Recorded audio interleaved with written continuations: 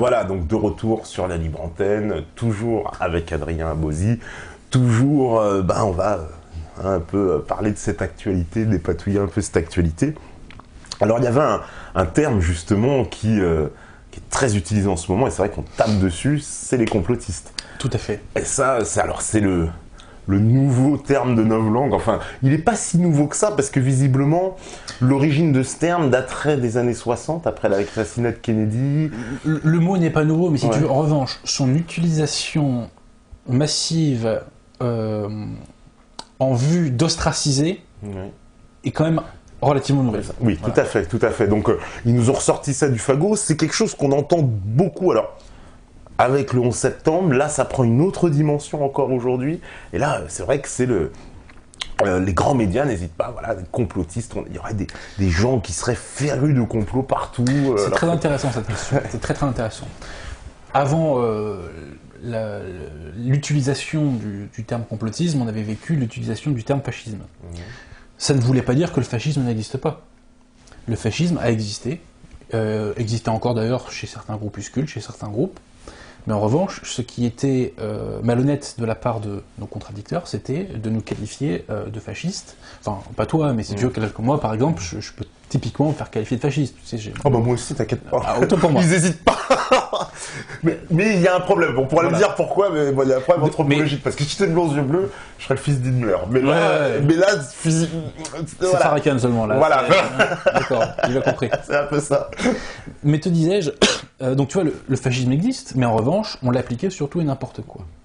Seulement, la corde a été usée. Il y a aussi eu l'accusation d'antisémitisme, mais avec l'affaire Soral Dieudonné, elle a été aussi très usée. Et on ne peut pas non plus la coller à toutes les sauces, parce qu'il faut que ça soit crédible. Parce que ils ont tiré trop sur la corde, en plus. Voilà. Donc là, le système commence, le système qui sent venir la vague de la nouvelle opinion publique, nous dit, pour essayer de la faire baisser, cette vague, le système use de l'accusation de complotisme. Attention, je ne dis pas que le complotisme n'existe pas. Le complotisme existe, effectivement. Il y a des gens qui voient des complots partout, à toutes les sauces, en permanence, et les complots les plus farfelus. C'est un travers qui existe. Mais le système ne vise pas ça quand il parle de complotisme. De quoi parle-t-il? Il y a une chose qui m'a marqué pendant les affaires de Charlie Hebdo. Enfin, pendant les attentats de Charlie Hebdo. Najat Vallaud-Belkacem fait une sortie, je crois que c'était sur Europe 1, et elle nous dit ceci, elle nous dit que 25% des élèves croient à des théories complotistes. Tout à fait, tout à fait. Or, cette phrase est fausse. 100% des élèves croient à une théorie complotiste, puisque la version officielle est un complot. Et de toute façon, un attentat est un complot par définition, puisqu'un attentat, c'est quelque chose donc d'illégal qui se fait en clandestinité. Enfin, tu vois, qui se fait. Donc, un attentat est un complot. Hein, sauf quand c'est un cas, si tu veux, quand c'est un acte individuel. Mais à partir du moment où plusieurs personnes se concertent pour tuer les gens, c'est un complot meurtrier. Hein. Donc, ce que Najat Vallaud-Belkacem reprochait à ces 25% d'élèves, c'était pas de croire à un complot, puisqu'elle aussi croit à un complot, puisqu'elle croit à la version officielle. Ce qu'elle leur reprochait, c'était d'avoir une vision alternative. Une vision alternative. Et aujourd'hui, le terme complotiste est utilisé sur toutes les personnes qui considèrent qu'existe la malveillance. C'est-à-dire que si tu dis telle décision a été prise parce que ça favorise tel intérêt, on va dire mais tu es complotiste. Tu vois ? Parce que tu considères qu'il est possible que cet intérêt soit malveillant et qu'il défende ses intérêts au détriment de la collectivité. Et je vais te dire moi-même en tant qu'avocat, j'entends de plus en plus en audience des avocats user de l'accusation de complotisme pour dire mais quand un employeur se défend, il dit mais vous nous accusez de... Enfin, quand il se défend contre un salarié, j'entends des avocats employeurs qui nous disent mais attendez, mais là vous êtes une vision complotiste, là vous accusez mon client d'avoir des mauvaises intentions ou de vous en vouloir, etc. Mais à l'inverse, il y a aussi des avocats de salariés qui usent de cette utilisation. Donc aujourd'hui, dans le langage commun, le terme de complotisme sert à qualifier des gens qui considèrent que la malveillance existe. Et pourquoi le système ne veut pas que on sache que cette malveillance existe? Parce que qui dit malveillance dit responsabilité, et qui dit responsabilité dit responsable. Et le système veut nous faire croire que les malheurs que nous souffrons sont le fruit du hasard et non pas le fruit de décisions qui ont été mûrement réfléchies et appliquées. Donc, te disais-je, ce que le système appelle complotisme, c'est tous ces gens qui considèrent qu'il y a de la malveillance. Voilà. Donc, je ne dis pas que le complotisme n'existe pas, je ne dis pas que c'est un travers qui n'existe pas, et moi-même, je vais te dire, quand je suis face à des cas de complotisme, ça me tape sur le système, parce que moi, moi, je raisonne en avocat. Moi, j'ai mon dossier, et je me dis, mais qu'est-ce qu'il y a comme pièce dans mon dossier? Tu vois? Quelles sont les pièces de mon dossier? Si j'ai des pièces qui démontrent qu'il s'est passé telle chose, eh bien je dis il s'est passé telle chose. Tu vois, tu prends par exemple le Thalys, la fameuse affaire du Thalys. Beaucoup de gens nous ont fait le coup, encore une fois, c'est le Mossad, les Martiens, je ne sais qui. C'était quand même assez évident si le déroulé factuel qu'on nous a dit était juste, et il y a quand même eu un certain nombre de témoins qui ont attesté en cette faveur, enfin en ce sens-là. Il était relativement assez évident que, si tu veux, c'était l'acte d'un déséquilibré. Pour le coup, c'était vrai. Et tu vois, quand on embraye immédiatement sur un truc, ça m'agace un peu. Moi, en tant qu'avocat, si tu veux, j'attends de connaître la réalité factuelle du dossier. Donc, autant le système, parfois, peut avoir ce genre de réflexe d'un côté, mais c'est vrai qu'il y a des gens qui ont le réflexe complotiste et qui ont automatiquement, si tu veux, la position inverse du système. Mais c'est pas comme ça qu'il faut raisonner. Il faut raisonner que nous disent les faits. Et après, on voit que les faits nous conduisent à avoir soit une vision qui est proche de celle du système, soit une vision qui est proche de celle de médias alternatifs ou que sais-je encore. Donc, revenons à notre problème. Le complotisme existe, mais de la même manière que le système, lorsqu'il utilisait l'accusation de fascisme, ne stigmatisait pas des vrais fascistes, l'accusation de complotisme ne vise pas vraiment des complotistes. Parce que franchement, des complotistes comme ça, oui, ça existe, mais dans la vie de tous les jours, j'en croise pas beaucoup. Je te le dis franchement. Et même dans ces médias de la nouvelle opinion publique, les choses sont faites de plus en plus sérieuses. Lentement mais sûrement, les médias, tu vois, comme Méta TV, comme Agence Info Libre, comme Indépendance Web TV, se professionnalisent. Aucun ne tombe sérieusement dans ce travers. En revanche, oui, c'est vrai, nous avons souvent une vision des choses qui n'est pas la même que celle du système. Tu vois. Et c'est ça qu'on nous reproche. C'est d'avoir une vision des événements différente, d'avoir un prisme, d'avoir une approche différente de celle du système. Parce qu'en plus, justement, pour ces accusations de complotisme, il y a plein d'événements qui, avec le recul, ont donné raison à, justement, à ces médias alternatifs. Je prends l'exemple souvent de la Libye ou de la Syrie, quand on expliquait que ces gens-là, que nous-mêmes, nous faisions un jeu schizophrénique et complètement hypocrite, puisque on prétendait combattre les djihadistes, alors qu'en fait, nous les armions, nous les défendions. Bien sûr. Et aujourd'hui, j'entends Claude Goasguen à LCP qui crache le morceau. Voilà, qui nous explique, c'est nous qui avons armé Al-Nosra. Oui, c'est vrai. Voilà, donc c'est vraiment que... Et de toute façon, je vais te dire, les gens du système... alors, il y a tous les cas de figure. Il y a les authentiques imbéciles heureux, mais je pense que la plupart des gens qui lancent ces attaques contre les médias alternatifs savent très bien qu'ils mentent. Il ne faut pas se mentir. De même que lorsque les communistes traitaient tout le monde de fascistes, ils savaient très bien qu'ils mentaient. Donc, il ne faut pas se laisser intimider, ceci étant, parce que c'est aussi un réflexe qu'on peut avoir, la peur de l'ostracisme, tu vois. L'accusation de complotisme, c'est la nouvelle accusation de fascisme, et donc c'est la nouvelle épée de Damoclès. Tu vois, c'est de taser idéologique comme ça. Exactement. C'est-à-dire que si ça me tombe dessus, je vais être exclu du groupe, etc. Voilà. Mais ceci étant, moi j'appelle les gens tout simplement à user de leur raison. Et dans toutes les questions que vous abordez, posez-vous la question, quels sont les éléments du dossier? Voilà. C'est ça, voilà. Tout simplement. Parce que des fois, effectivement, il n'y a pas grand-chose. Moi, je souscris totalement à ce que tu dis. Je trouve des fois, il y a une forme d'emballement parce que l'événement vient de se produire, on n'a pas de recul, on n'a pas d'éléments, puis tout le monde te parle, c'est un complot, ça. Mais on ne sait pas vraiment. Mais après, sur d'autres sujets, d'autres dossiers où justement, là, on a des éléments, on a des choses, on est capable de dire, voilà, comme ces affaires d'Al-Qaïda, ça fait longtemps qu'on dit, mais non, mais attendez...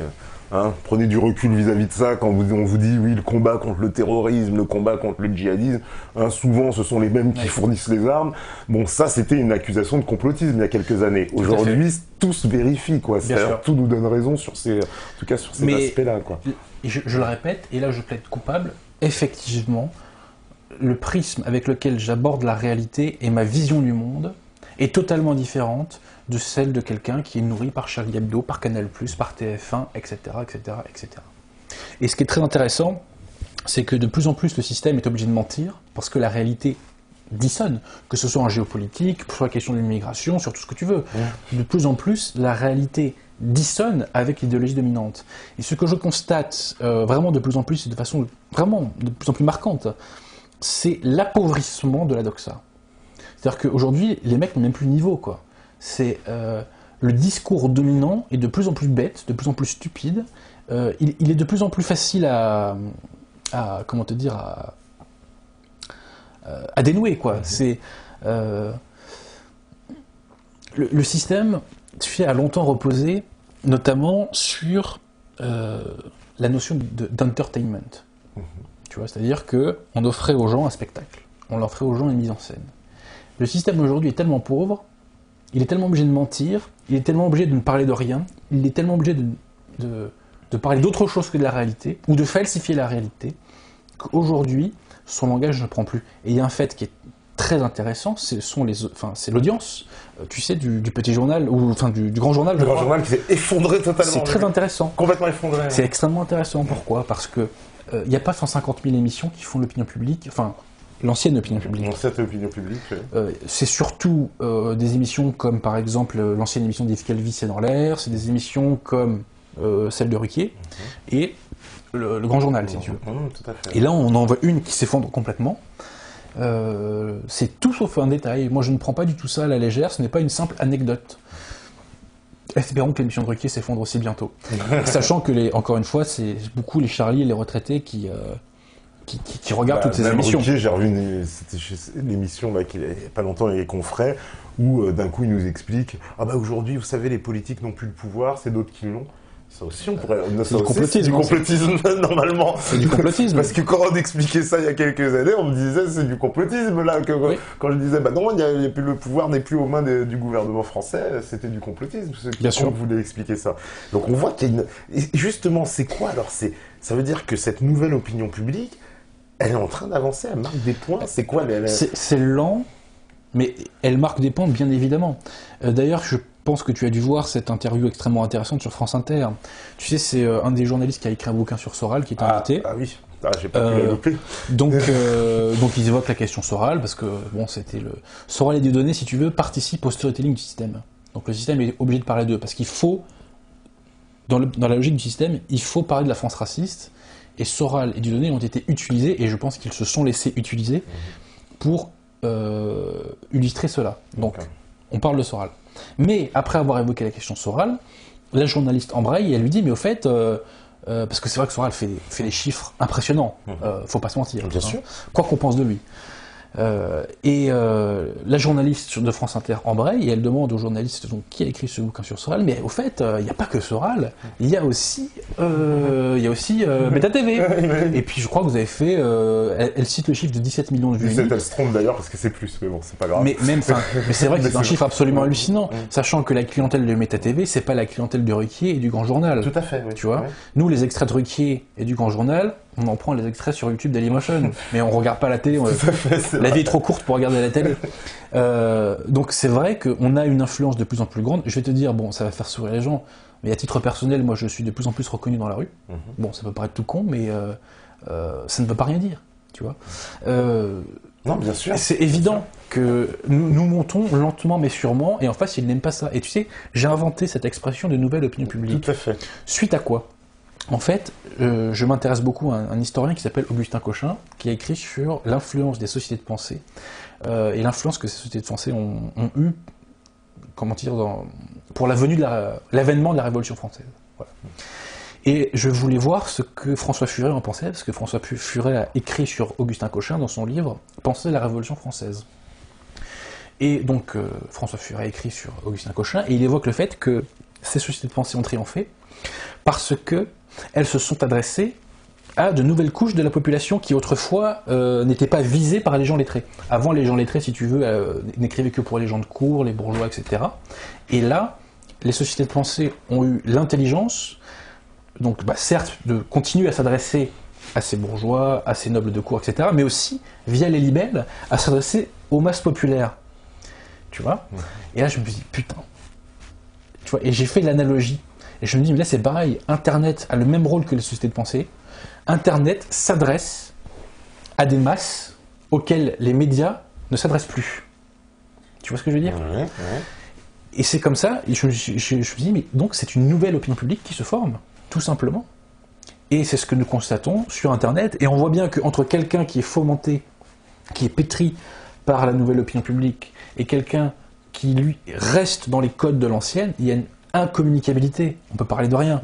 Tu vois, on peut pas parler de l'Union européenne, on peut pas parler de l'immigration, mais vraiment, c'est de plus en plus marquant. Il y a une incommunicabilité. En plus, il y a une question. Est-ce qu'on peut dire qu'il y a une question aussi de génération ? Parce que la génération, j'ai envie de dire un peu plus jeune, a plus tendance à faire partie justement de cette nouvelle opinion publique, alors que. Et j'ai envie de te dire de plus en plus jeune. Et de plus en plus jeune, oui. Tu vois, anecdote toute bête. Un jour, je vais à une épicerie près de Montparnasse avec un pote, et puis tu vois, t'as des jeunes de 17 ans, 18 ans qui débarquent, et t'as un mec qui me dit, vous seriez pas Adrien Bauzy ? Et tu vois, ça me surprend. Et je lui dis, pour rigoler, non, je suis un sosie. Bref. Mais je lui dis, c'est bien, vous pensez bien. Mais tu vois, c'est de plus en plus jeune, et je suis très surpris de ça. Oui, même nous dans notre public, je dois dire, il y a des gens extrêmement jeunes. Mais c'est tant mieux, parce que si tu veux, ce sont des gens qui sont débranchés de la matrice extrêmement jeunes. Moi, je vois à 17 ans, bon, j'avais la chance, si tu veux, d'être un peu moins con que la moyenne, parce que j'étais un amoureux d'histoire. Mais je me dis, ces gens-là sont débranchés si jeunes, ça peut faire mal à la fin. Ça peut faire mal. Donc, elle est jeune, elle est dynamique, la dynamique est dans notre sens. Faut pas se mentir. Le système a cassé en partie cette dynamique l'année dernière, en partie, tu vois, par des coups de pression sur les uns et les autres, sur divers médias, notamment par l'accusation de complotisme. Mais ça continue. On n'arrêtera pas le mouvement. Le mouvement, parfois, accélérera moins vite. Peut-être parfois qu'il se stoppera momentanément. Mais à terme, on va gagner. C'est évident. Est-ce que les jeunes n'ont plus rien à foutre de la télévision ? Bon, ils la regardent, bien sûr. Mais si tu veux, quelle est la différence de fond entre le téléspectateur qui regarde une émission de Ruquier et un internaute qui regarde une conférence d'Adrien Bauzy, de Pierre Hilard, de Laurent Ozon, de Michel Drac et qui sais-je encore ? La différence, c'est quoi ? C'est que le mec qui va regarder Ruquier, en grande partie, il subit ce qu'il regarde. C'est-à-dire que tu sais très bien qu'il zappe et il prend le moins nul. Alors qu'en revanche, le mec qui va regarder une conférence des personnages que j'ai cités, il va si tu veux vers eux. Et donc ça s'adhère, c'est-à-dire que d'un côté on a de l'eau sur la plume d'un canard, et de l'autre côté on a de l'eau, si tu veux, qui s'imprègne. Et nous imprégnons. La nouvelle publique est imprégnante. Et en plus, la chance que nous avons, c'est que, là je vais passer pour quelqu'un de prétentieux, je m'en excuse, mais je suis désolé, la différence de niveau entre des gens comme Adrien Bauzy, Pierre Hilard, Michel Drac, Laurent Ozon et compagnie, tu nous prends nous, et tu prends les mecs du système, excuse-moi, on leur met la fessée. Ouais, tu prends les déculottés, c'est souplesse arrière, coup de tête de balai de manchette, là. C'est que, ils sont chiants, ils ne t'apprennent rien. Voilà, c'est-à-dire que nous avons récupéré l'entertainment. Tu vois ce que je veux dire ? Nous avons récupéré le spectacle. Le spectacle aujourd'hui, c'est nous. C'est même plus eux. Eux, ils sont chiants, il n'y a que les vieux qui la regardent parce qu'ils ont rien d'autre à faire de leur journée, en gros. Voilà, donc on a réussi ça, et en plus, quand on fait ça, et j'aurais pu citer Asselineau aussi, parce qu'on me dit, monsieur Bauzy, vous critiquez trop Asselineau. Non, j'ai une grande affection pour François Asselineau, je trouve qu'il fait un très bon travail sur l'Union européenne. Le seul truc que je lui reproche, c'est que c'est un homme de gauche, multiculturaliste, républicain, et je trouve ça totalement ringard.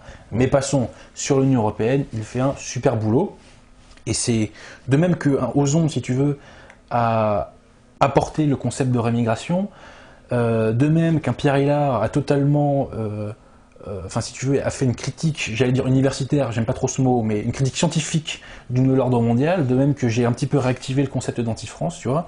Faut reconnaître à Asselineau que c'est le mec qui a fait un boulot exceptionnel sur la sortie. Sur la sortie de l'Union européenne, c'est exceptionnel. C'est incontestable. Bien sûr. C'est absolument incontestable. Mais en tout cas, tu vois, tous ces gens-là, donc les Asselineau, les Abosi, on a plein de différences entre nous, mais c'est pas le problème. Eh ben, on arrive à avoir une influence qui est de plus en plus grande, elle est encore limitée, faut pas non plus se prendre pour ce qu'on n'est pas, mais que ça commence à peser quand même. Enfin, moi, j'ai l'impression qu'il y a des... voilà, pour que des grands médias... Bon, je l'ai pas caché, j'en ai parlé l'autre fois dans la Libre Antenne, il y a de plus en plus de grands médias, même nous, qui nous contactent, qui cherchent à savoir, voilà, quelle est notre position, vraiment ce qu'on pense. Alors, bien sûr, on a vu, comme dans cette émission, on est un peu méfiants vis-à-vis de ça, parce qu'on pense qu'ils sont là un peu pour essayer de nous détruire. Ils sont pas là pour nous faire du bien. Voilà, ils sont pas là pour nous faire du bien. Mais le fait est, on peut pas quand même le nier, que à un moment donné, ces gens-là, ils s'intéressent à nous, donc il se passe quelque chose, quoi. Tu sais, moi j'ai vraiment l'impression que le système est en train de crever. Enfin, que le monde médiatique est en train de crever. En fait, il s'y passe rien. Et aujourd'hui, c'est ici que les choses se passent. Tu vois, c'est ici. C'est ici que c'est vivant. Tu vois, c'est ici qu'on apporte des choses. Tu vois, bon, je suis désolé de revenir sur mon petit cas, mais moi, ce qu'on a fait sur Pétain, mais je trouve ça fabuleux. C'est fabuleux. Et je pense en plus vraiment que nous sommes au début du mouvement. Mais vraiment, bon, pour moi, la nouvelle opinion publique a vraiment commencé à émerger en 2007-2008. Avec vraiment l'arrivée de Dailymotion et YouTube, quoi. Tout à fait, ouais. Ça a été lent. J'ai toujours cette anecdote en tête qui est toute bête, mais tu vois, je me rappelle en 2010, Pierre Hillard était allé faire une conf dans le sud, et il m'avait dit putain Adrien, j'ai fait 15 000 vues, tu vois. Alors qu'aujourd'hui c'est la loose, 15 000 vues, tu vois. Pour lui, Pierre Hillard, là, fou. Il fait du 100 000. Ah oui, tu vois, 100 000. Nous, les vidéos de Pierre Hillard, elles cartonnent incroyables. Donc tu vois, et petit à petit. On le fait par là de nous. Alors tu vois, il n'y aura pas de grands, si tu veux, de grands bonds en avant. Mais voilà. Mais on sent qu'il y a une avancée, quoi, parce que. Bien sûr. Et puis, on connaît aussi l'adage de le système quand il commence même à parler de nous, mais même pour essayer de nous mépriser ou pour. C'est quelque part qu'on inquiète. Et c'est déjà une défaite pour lui, parce que ça veut dire que la stratégie comment te dire, de l'ignorance ne marche plus. Ils ne peuvent plus faire comme si on n'existait pas. Exactement. Voilà, c'est plus possible. Et de toute façon, si nous ne servions à rien et si nous parlions dans le vent, ils n'essaieraient pas de nous contrer, tout simplement. Ouais. Et d'ailleurs, tu remarqueras que dans un premier temps, le système, pour essayer de nous contrer, a essayé de réactiver la vague Antifa. Oui. Tu sais, tout à fait, on va toucher un mot de ça parce que c'est très actif. Mais fondamentalement, ça prend pas. Ça prend pas exactement. Ni en termes de vues et même humainement, ils représentent rien. Parce que moi, ce que je remarque sur ces Antifas, c'est que bon, ils font preuve de violence. Extrêmement violents. Voilà, ils sont extrêmement violents dans leurs apparitions, menaces physiques, verbales. Enfin bon, on voit, vous pouvez voir toutes les images à chaque fois. Mais ils sont peu nombreux et j'ai l'impression que ils sont tous blancs. Ah oui, alors ça c'est quelque chose qui dérange aussi un peu. C'est vrai. Toi tu parles de Baptou fragile. D'ailleurs, ça veut dire quoi? Je suis pas le seul. T'es pas le seul. Mais c'est quoi cette expression? Tu peux nous expliquer un peu justement? L'expression de Baptou fragile, c'est l'expression. C'est la façon dont les jeunes de banlieue appellent les blancs. Tu vois, les blancs urbains. Oui. Parce qu'ils sont un petit peu moins fragiles en campagne, sans les idéaliser. Mais je constate que ce Baptou fragile est une réalité. Je ne vais pas te mentir. Tu sais, moi j'aime mon pays, mais ça ne m'empêche pas d'être lucide sur son peuple. Les Baptou fragiles, c'est une réalité. Il y a quelques mois de ça, je suis allé voir un de mes amis qui fait du théâtre. Tu vois, il jouait une pièce dans le 18e, vers Montmartre. Je vais jamais à Montmartre, je vais très rarement. J'y suis allé cette fois-ci et je suis arrivé un petit peu en avance, je m'assois sur un banc. Et je vois les blancs de ce quartier-là, et ben là je me dis, mais ça légitime le bolossage. Parce que tu vois les gueules de minets des mecs, tu vois, t'as envie de leur foutre des tartes, faut pas se mentir. Même toi, c'est que il y a un côté, si tu veux, qui me répugne. C'est difficile à expliquer parce que tu vois, je parle de physionomie, mais ça se voit sur la gueule des gens, tu vois. Et j'en avais déjà parlé des mecs de cité, ils s'en rigolaient avec moi. Et ils me disaient, mais tu sais, nous on sait qui on doit dépouiller, quoi. Tu vois, ça se voit au regard. Et c'est même pas une question de physique, de muscle ou de ce que tu veux. C'est que y a des gens qui sont des victimes dans leurs yeux, quoi. Et ça, c'est une réalité. Il y a beaucoup de blancs dans les centres urbains qui sont des lâches, qui se sont jamais battus, qui n'ont jamais pris de coups. C'est ce que j'appelle, tu sais, les puceaux du réel, c'est-à-dire que ce sont des gens qui n'ont jamais connu la souffrance, véritablement. Et d'ailleurs, humainement, moi, les gens qui m'intéressent, ce sont les gens qui ont connu la souffrance. Les gens qui n'ont pas connu la souffrance, humainement, je m'ennuie très vite avec eux. Je te le dis franchement. Et moi, je n'ai jamais supporté ces gens-là, qui généralement, donc c'est des bourgeois blancs qui vivent entre bourgeois blancs. qui méprisent les gens comme moi, qui sont des fachos, bien entendu.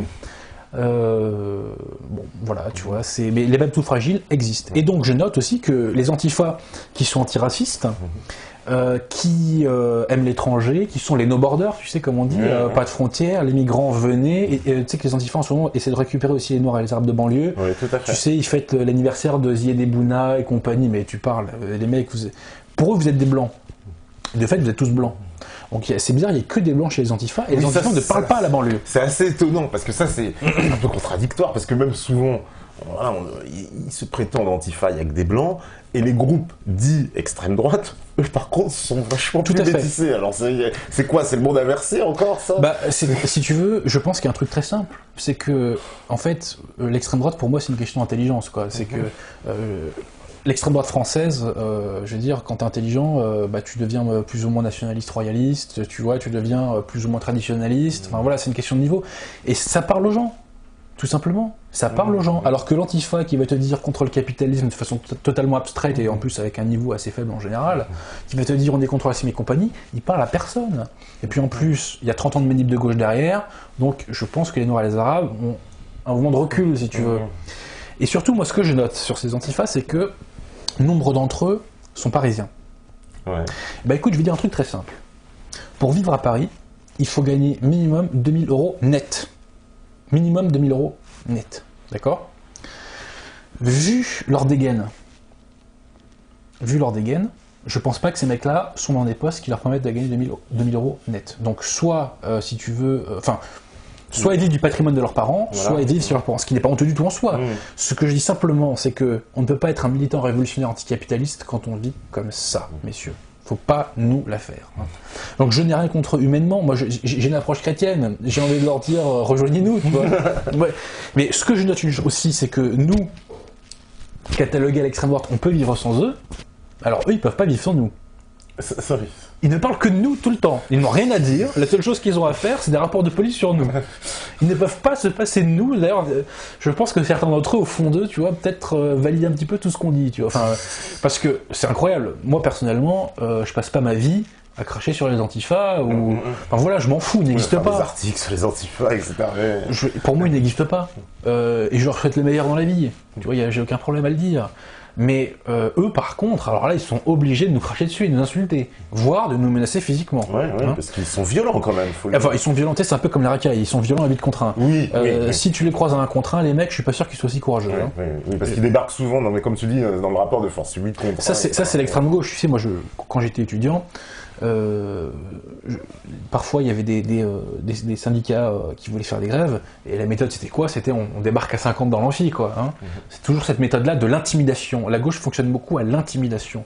Et la gauche est extrêmement violente par nature. Pourquoi? Parce que lorsque la gauche considère que tu rejettes leur idéal d'homme nouveau des Lumières, tu n'es pas un homme et les droits de l'homme ne s'appliquent pas à toi. Et donc là, t'es une merde et ils peuvent te massacrer. Ils ne massacrent pas un homme. Et, note-le bien, historiquement, tous les massacres de l'histoire contemporaine de France ont été faits par des forces de gauche. Massacre des Vendéens, par des forces de gauche. Massacre des ouvriers, en avril 48, par des forces de gauche. Massacre de la Commune, par des forces de gauche. Clémenceau fait tirer sur les mineurs. Massacre de la France des notables en 44, par des forces de gauche, parce que l'épuration, officiellement ça n'existe pas, officiellement on a tué que les traîtres, excusez-moi, on n'a pas tué que les traîtres, les communistes savaient très bien les personnes qu'ils ont fait assassiner, on a fait assassiner dans l'eau, bien sûr qu'il y avait des collabos et des traîtres, mais ce qu'on a fait assassiner surtout, c'était des notables. Les communistes voulaient flinguer la France des notables, elles voulaient flinguer ce qui reste de réactionnaires dans l'infrastructure française. Donc tu vois, la gauche n'a aucun scrupule à massacrer, à tuer, à cogner, à partir du moment où elle considère que tu n'es pas dans leur camp, à partir du moment où elle considère que tu ne partages pas leur idéal d'homme nouveau. La gauche n'a aucun scrupule à ça. Donc ça, donc quelque part, donc il y a, j'ai envie de dire, une véritable héritage idéologique entre eux, bien sûr que oui. Voilà, qui suit son cours dans l'histoire. Et j'ai oublié de dire aussi qu'en 1934 aussi, la gauche a fait tirer sur le peuple. Hein. Monsieur Daladier, il s'est pas gêné pour faire tirer sur le peuple. Hein. Tu vois, Ziad et Bouna qui sont morts accidentellement, on en a fait tout un pataquès. En revanche, quand Daladier fait tirer sur des Français patriotes qui disent « Ah bah les voleurs », là c'est normal, même il a bien fait de le faire, quoi. Donc tu vois, le deux poids deux mesures systématique de la gauche est absolument infamante. Parce que oui, on voit des images. Alors, Moi, j'ai vu Marine Le Pen qui se fait chahuter à Soissons. L'intolérance, tu vois. Ces gens-là qui disent être tolérants et qui disent vous êtes le camp de la haine, mais attendez, vous avez les yeux injectés de sang. Ne dites pas que c'est nous qui sommes le camp de la haine, regardez vos yeux. Mais c'est ça. Parce que moi, je dois bien dire, alors là, je confesse, mais je me suis jamais fait agresser par des gens du Front National ou de soi-disant... les soi-disant fascistes d'extrême droite, quoi, qui seraient, paraît-il, dangereux, paraît-il, s'en prendraient tout ce qui est un peu basané. En revanche, j'ai déjà eu affaire aux autres côtés, aux antifas. Donc, et effectivement, par un moment dialectique curieux, ces antiracistes en viennent à taper les Noirs des Arabes, ce qui est rigolo. Mais c'est ça, oui, voilà, c'est ça. C'est qu'on en arrive, c'est pour ça que je parle, il y a une espèce d'inversion, quoi. Il y a quelque chose de complètement paradoxal. Mais moi, je ne voudrais pas être dans leur tête. Hein. Je te le dis franchement, je pense que les mecs sont pas heureux, quoi. Je pense qu'ils sont dans une schizophrénie, qu'ils en ont conscience et qu'ils sont pas bien. Et en plus, ils détestent les gens comme nous, parce que nous leur avons volé leur joujou, c'est-à-dire la contestation. La contestation du système, c'est chez nous. Et la contestation du système, entre guillemets, elle se fait par la droite, mais la vraie, l'extrême droite, quoi, tu vois. Ce qu'on appelle l'extrême droite. Tu vois, tous les termes sont piégés aujourd'hui. Oui, tout est piégé, quoi. Mais tu comprends, je pense que les gens qui m'écoutent comprennent ce que je veux dire. C'est-à-dire que nous vivons dans un monde de gauche. Nous vivons dans leur monde. C'est ça qu'ils doivent comprendre. Dans un monde anti-tradition, dans un monde où il n'y a pas de frontières, dans le règne de la matière. C'est votre monde. C'est votre monde, messieurs, ce monde de 1789, de 1944, de 1968. Nous sommes dans votre monde. Et la réaction contre ce monde viendra de l'opposé. C'est-à-dire de nous, tu vois. Parce qu'il y a quand même, en plus, des faits comme ça qui sont des grands marqueurs de l'histoire que souvent les gens de gauche réfutent, comme... parce qu'on aime bien balancer la colonisation à la tête de l'histoire de France, mais pourtant la colonisation c'est une affaire de gauche, c'est Jules Ferry. Essentiellement. Alors tu vois, il y a eu l'Algérie, pour être intellectuellement honnête, qui a été faite en 1830, mais l'essentiel de la colonisation, elle a été faite à partir des années 1880. Tout à fait. Et comme tu dis, effectivement, tu sais que sous la Troisième République, la droite n'a quasiment jamais été au pouvoir. Elle a été au pouvoir pendant la première majorité, jusqu'à MacMahon. Après la démission de MacMahon, il n'y a pas eu de majorité de droite jusqu'à la Première Guerre mondiale, et il y a eu une nouvelle majorité de droite en 1919. C'est ce qu'on appelle, tu sais, la majorité bleu horizon. Mais de toi à moi, c'était une majorité de droite proto-UMP, c'est-à-dire droite couille molle, pardon l'expression. Ensuite, il y a eu des alternances pendant l'entre-deux-guerres, mais c'était plutôt du centre-gauche, centre-droit.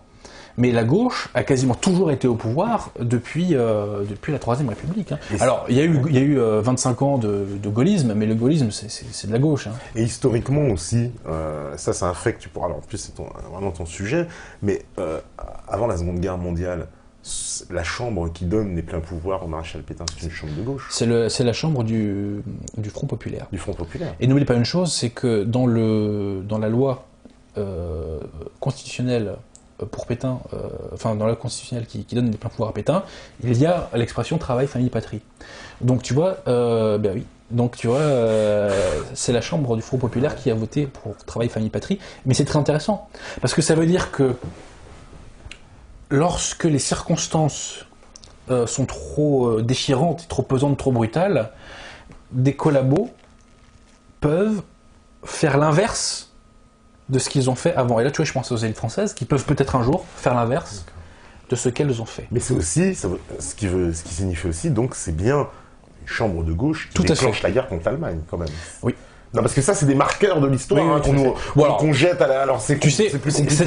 C'est vrai qu'on a déclaré la guerre à l'Allemagne, mais de toi à moi, l'Allemagne nous a poussé à le faire un petit peu. Oui. D'ailleurs, tu t'imagines bien que le pacte germano-soviétique a été fait... Hitler a fait ce pacte germano-soviétique pour avoir les mains libres en Pologne et éventuellement en Occident, dans l'Europe occidentale. N'oublions jamais que le Parti communiste a trahi la France. Je le dis et je le répète, je le répéterai encore. Le Parti communiste a trahi la France en 1939. Il a trahi la France. Les militants communistes dans les usines sabotaient. Les usines d'armement étaient sabotées. Ah oui, parce que comme l'URSS, évidemment, ne participait pas à la guerre contre l'Allemagne. Elle était alliée avec l'Allemagne nazie. Elle était alliée avec l'Allemagne nazie. Le Parti communiste français a validé cette saloperie. D'accord. Et donc, les militants communistes sabotaient dans les usines, ils organisaient la démoralisation des troupes. Et Maurice Thorez a déserté en 1939. Il a été condamné par le tribunal militaire, je crois que c'était d'Amiens de mémoire, parce qu'il a déserté et il s'est tiré en Russie. Et De Gaulle De Gaulle qui officiellement, à la Libération, a châtié les traîtres, mais non, il n'a pas châtié tous les traîtres. Parce que Maurice Thorez, il a été réhabilité, il était fait ministre. Donc il y a quand même de la trahison, tu vois, à géométrie variable, hein, De Gaulle. Hein. Mais bon, donc le Parti communiste a trahi la France. D'ailleurs, il n'a pas que trahi maintenant, à cette époque-là. Il l'a trahi aussi pendant la guerre d'Algérie. Je vais te dire un truc, qu'on ait lâché l'Algérie, ça ne me choque pas plus que ça. Mais en revanche, que des gens aient aidé le FLN, mais c'est répugnant. Et je te parle pas aussi de tout. C'est des gens du PC essentiellement. Exactement, les porteurs de valises. Voilà, le PC était pour l'indépendance de l'Algérie. Les fameux porteurs de valises. Donc ces gens ont agi contre leur pays. Et on a vu la même chose en Indochine. Combien de capots communistes français on a retrouvé dans les camps communistes vietnamiens? Et d'ailleurs, quand ils sont rentrés en France, ils n'ont eu aucun problème, hein, ces gens-là. Hein. Bon. Donc, bon, la gauche est l'anti-France. Je radote, mais ça fait du bien de le dire. Hein, je suis désolé, mais c'est... Non, parce qu'il faut quand même expliquer quoi. La gauche, c'est la République des Lumières. Donc, c'est l'anti-France. Voilà. Et la gauche, systématiquement, joue contre les intérêts de la France parce qu'elle veut flinguer l'identité française. Elle veut flinguer l'identité française parce qu'elle veut créer cet homme nouveau. La République doit se substituer à la France dans l'esprit de gauche. Et tu remarqueras que Manuel Valls n'a que le mot République à la bouche. Les valeurs de la République, et blablabla. Voilà. Bah aujourd'hui, ça a contaminé presque l'ensemble de la classe politique. Tout à fait, parce que la droite est morte en 1944. La droite s'est faite physiquement exterminer en 1944. On a flingué, si tu veux, les fers de lance anthropologiques de la droite, tu vois. Et il reste des éléments conservateurs dans la bourgeoisie française, dans l'oligarchie française, mais elle ferme sa gueule aujourd'hui, parce qu'elle sait qu'elle est minoritaire. Et l'épuration, c'était pour exterminer la droite, ou pour faire fermer sa gueule à ceux qui ne sont pas morts. Ouais, parce que aujourd'hui, voilà, même le parti dit de droite s'appelle les Républicains. Bien sûr, mais le gaullisme est une subversion, puisque le gaullisme, certes, se situe à droite dans l'échiquier politique, mais il a une doctrine de gauche. Pourquoi? Parce que le gaullisme place au fondement de la société les Lumières, tout simplement. Alors qu'avant la guerre, tu avais une droite contre-révolutionnaire. Tu vois, l'Action française était vendue à des millions d'exemplaires. Tu pouvais avoir Léon Daudet à l'Assemblée, tu pouvais avoir Xavier Vallat à l'Assemblée, tu pouvais avoir des notables français qui s'attaquaient aux sociétés secrètes via une revue qui s'appelle l'ARIS, tu vois, la revue contre les sociétés secrètes. Enfin, j'ai plus le terme exact. Il y avait une France réactionnaire, il y avait dans l'armée aussi des éléments réactionnaires qui pour moi respirent la France. Je pense au général Végan, je pense à Lousteau Nolaco, qui sont des personnages fabuleux, absolument fabuleux. Quand tu lis leurs textes et que tu es français, ça résonne en toi, ça te traverse complètement, tu vois. T'avais des trucs qu'on peut critiquer comme la cagoule, mais c'était sympa, tu vois, il y avait des côtés sympas dans la cagoule aussi. Enfin voilà. Parce que moi, cette France réactionnaire, elle est morte, elle s'est fait exterminer en 1944. Parce que moi, il y a un terme que j'entends alors aussi beaucoup. Mais elle va revenir, excuse-moi.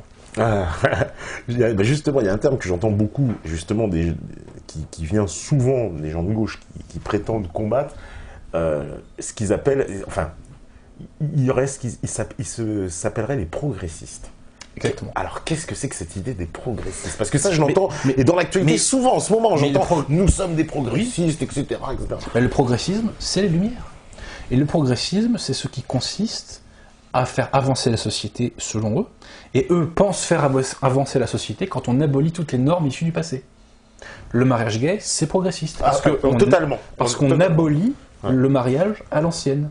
D'accord. Tu vois, pour ces gens-là, le progrès, c'est l'abolition du passé. Et le clivage gauche-droite, le vrai clivage gauche-droite, c'est progressisme-réaction. C'est progressisme-réaction, ce n'est pas capital travail.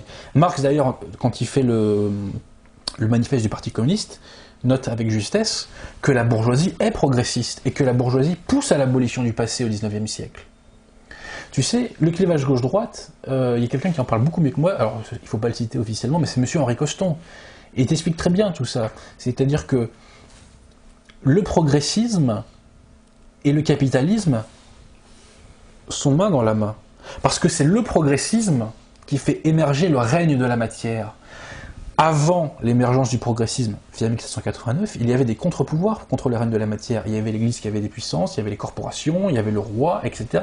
Même la noblesse qui avait des milliards de défauts était un rempart contre l'argent, contre le règne de la matière, si tu veux. Mais quand on a flingué tout ça, quand on a flingué la puissance sociale de l'Église, merci Monsieur Talleyrand, quand on a découpé la tête au roi, quand on a aboli la noblesse, quand on a aboli les corporations, que reste-t-il? L'argent. Et donc, argent et progressisme sont liés. Ils sont intrinsèquement liés. Et autant la gauche valide le marxisme, quand ça lui permet d'abolir le passé via l'abolition de ce qu'ils appelaient l'ordre bourgeois, autant la gauche abandonne ce vocabulaire marxiste quand l'abolition du passé passe par autre chose, la théorie du genre, le mariage gay, etc. La gauche aujourd'hui a totalement aboli la question, a totalement abandonné la question sociale. Ouais, Pourquoi ? ouais. Parce que la gauche n'a plus besoin du marxisme et du socialisme à l'ancienne pour abolir le passé. Aujourd'hui, elle a besoin de l'immigration, elle a besoin de maquiller les programmes scolaires, enfin tu sais, d'effacer ce qui reste de français dans les programmes scolaires. Donc tout cela est tout à fait logique. Et je le répète, progressisme et capital sont intrinsèquement liés. Et les forces anticapitalistes au XIXe siècle sont les forces de droite monarchiste, je suis désolé de le dire. Et d'ailleurs, toutes les propositions de loi sociale, toutes les propositions de loi sociale viennent quasiment du camp monarchiste. Les précurseurs de la justice sociale en France sont monarchistes. Parce qu'ils plaçaient autre chose que l'argent au-dessus de tout. Ils plaçaient Dieu. Ils avaient ce mauvais goût-là. Ils plaçaient Dieu au-dessus de tout. Et d'ailleurs, je pense qu'on va avoir un retour de ce logiciel dans les années à venir. Ouais, parce que j'ai envie de dire, bon, je reprends un anglicisme, mais le storytelling qu'on nous raconte sans cesse, c'est que c'est plutôt la gauche qui fait avancer la liberté. Oui, la gauche, via le progressisme, fait avancer le matérialisme. La gauche anticapitaliste, c'est la plus grande escroquerie du millénaire. La gauche est capitaliste par définition, puisque la gauche, c'est le règne de l'argent. La gauche est pour la destruction de tous les contre-pouvoirs à l'argent. Enfin, le seul contre-pouvoir de l'argent, c'est l'esprit, tu vois, avec un grand E, mais qui se décline sous diverses façons, traditions religieuses, politiques, etc. Donc la gauche n'a jamais été pour la justice sociale, ça c'est du pipeau total. Et voilà, et d'ailleurs, tu sais, si Pétain s'est fait liquider aussi en 1944, c'est parce qu'il voulait mettre un régime corporatif, et ça plaisait pas à tout le monde. Hein. Ça plaisait pas à tout le monde. Finalement, oui, c'est parce que là, c'est vraiment parce que ça, c'est un espèce de grand mensonge idéologique sur lequel est un peu bâti notre j'ai envie de dire, notre clivage politique, Bien sûr. Et si tu veux, beaucoup de gens nous disent que le clivage gauche-droite est mort. Je comprends pourquoi ils disent ça, parce qu'effectivement, dans l'échiquier politique, il est mort. Parce qu'en fait, dans l'échiquier politique, on n'a que des progressistes. Le FN n'est pas encore là-dedans, il y arrive petit à petit, mais bon, à part le cas du FN, si tu veux, on n'a que des progressistes. Mais le clivage gauche-droite ne cessera pas tant qu'il y aura d'un côté, enfin, tant qu'il y aura des Français enracinés, si tu veux. Le clivage gauche-droite, il existe dans la société. C'est simple, le clivage gauche-droite, c'est Jacobin contre Français. C'est République des Lumières contre héritage spirituel de la France. Ça a toujours été ça. Et c'est une espèce de plaie dans l'histoire de France. Et tant que cette plaie ne sera pas refermée, le clivage gauche-droite existera. Il n'existera pas tout le temps, parce que je pense qu'à terme, le progressisme sera vaincu. Mais tant que le progressisme n'est pas vaincu, et ben le clivage gauche-droite existera. Et si vous êtes pour la gauche, il faut bien comprendre que vous êtes pour la matière, vous êtes pour le capitalisme, vous êtes pour toute cette saloperie matérialiste. Et c'est par la droite authentique, la droite Léon Daudet, la droite Xavier Vallat, la droite Henri de Kérélis, par toutes ces traditions monarchistes du 19e siècle, que déjà, si tu veux, on trouve des choses plus intéressantes. Sachant qu'elle n'était pas parfaite. Hein. Elle était pas parfaite, notamment parce qu'elle était imbibée par son époque. Mais nous avons ce recul historique. Et le salut de la France passera par un retour à l'héritage spirituel de la France et passera par une réévangélisation des Français. Parce que s'il n'y a pas de réévangélisation des Français, les Français continueront d'être drogués par le matérialisme et l'individualisme. Tout ça, on peut dire, pour un peu synthétiser, c'est la Révolution française qui a été le moment de cette fracture là. Si tu veux, en tout cas, qu'ils ont pris le dessus, j'ai envie de dire. La Révolution française, c'est la cocotte minute qui pète. La Révolution française a consacré, juridiquement parlant, la République des Lumières. Et la Révolution française a mis à la base de notre société les Lumières. On a enlevé Dieu et on a mis les Lumières. Et d'ailleurs, le socle du droit français, c'est ce qu'on appelle le bloc de constitutionnalité.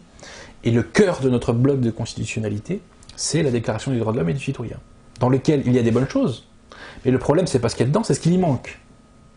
Tu vois ? C'est ce qu'il y manque. Et il y manque quoi ? Il y manque Dieu et il y manque les références culturelles. Il y manque l'enracinement. Il manque Dieu et l'enracinement. Et donc, du coup, notre droit français a une base athée et déracinée, et ça nous cause d'ailleurs beaucoup de problèmes très concrets aujourd'hui.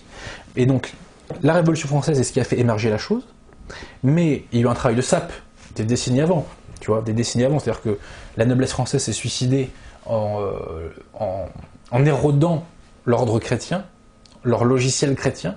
Ça a pris des siècles. En fait, c'est un problème. Le verre était dans le fruit, si tu veux. Mais donc, la Révolution française fait exploser les Lumières, mais la classe politique française et européenne comprend que cette explosion est trop brutale, donc il faut un petit peu calmer le jeu. Tu vois, il faut un peu reculer pour mieux sauter. Donc, pendant une partie du 19e siècle, on a aménagé les traditions et les Lumières, tu vois. Mais après, petit à petit, on appuie sur l'accélérateur. Et la Troisième République a appuyé sur l'accélérateur à fond.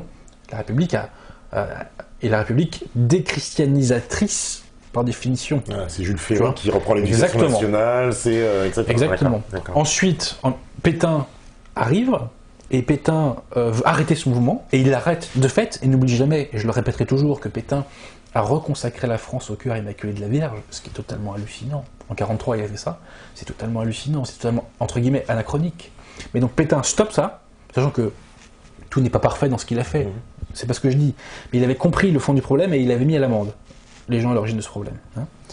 Donc, Pétain stoppe ça, mais De Gaulle dit « Moi, je vais arriver au pouvoir », sachant que De Gaulle pensait comme Pétain, à mon avis, sur 90% des sujets. Hein. Mais De Gaulle dit « Non, je veux arriver au pouvoir, et je rétablis la République des Lumières », et on se reprend une perfusion de jacobinisme, mais cette perfusion est d'autant plus puissante qu'on extermine physiquement, les communistes exterminent physiquement les éléments réactionnaires dans la société française. Donc là, tu vois, on se le prend dans la gueule, et puis depuis, il y a une espèce d'accélération du progressisme. Ce qui fait qu'on arrive à l'immigration de masse. Il faut créer l'homme nouveau. Alors comment créer l'homme nouveau ? On commence par déchristianiser, ensuite on va faire l'immigration de masse, ensuite on va américaniser aussi, tu vois, culturellement, et ensuite on va effacer les programmes d'histoire. Et là, qu'est-ce qui va rester de la France ? Qu'est-ce qui reste de la France ? Pas grand-chose. Et c'est pourquoi nous sommes l'avant-garde française, je ne crains pas de le dire, parce que nous contribuons à la refrancisation du peuple français, et parce que nous nous inscrivons contre ce mouvement du progressisme. Eh ben écoute, je pense que sur ces mots, on va faire la petite pause, la régie elle est prête, et puis troisième partie, on va se consacrer aux questions des métanautes, hein, j'imagine. Avec joie. Voilà, hein, puisqu'en plus, à chaque fois que tu étais venu, il y en avait eu beaucoup, mais on n'avait pas pu répondre. Là, c'est pareil, il y en a pas mal. Et voilà, on va répondre à vos questions. Donc, allez-y, posez les questions. Troisième partie, ce sera consacré à ça, puis on débardera un petit peu, comme on a commencé un petit peu en retard. Voilà, donc à tout de suite, à vous, la régie.